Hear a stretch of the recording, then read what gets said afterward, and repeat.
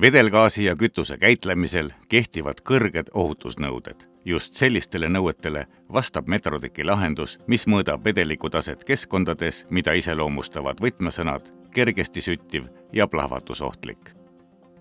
Vedelgaasi taset mõõdetakse kontaktivabalt halli anduriga. Paigaldamine on kiire ja lihtne, seade ise on üliökonoomne. Patareitoitel toimib see kuni 10 aastat. Diisli, bensiini, kütteõli ja AdBlue mõõtmiseks kasutatakse rõhuandurit.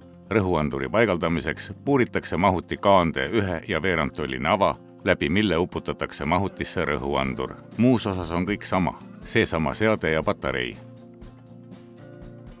Sõltuvalt hetketäidetusest üle poole, alla poole ja alla kolmandiku on mahutite asukohad kaardil märgitud erinevate värvidega. Sisuliselt võimaldab see hetkega hoomata olukorda ning omada pidepunkte täitmislogistika korraldamiseks. Kaardil mahuti ikoonil klõpsates avanevad selle detailandmed.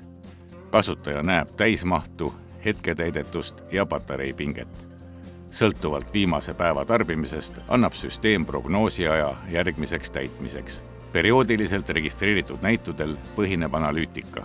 Mahutit grupeeritakse kasutusotstarbe või kütuseliigi järgi. Aruanne kajastab täitmisi ja tarbimisi võrdleval kujul.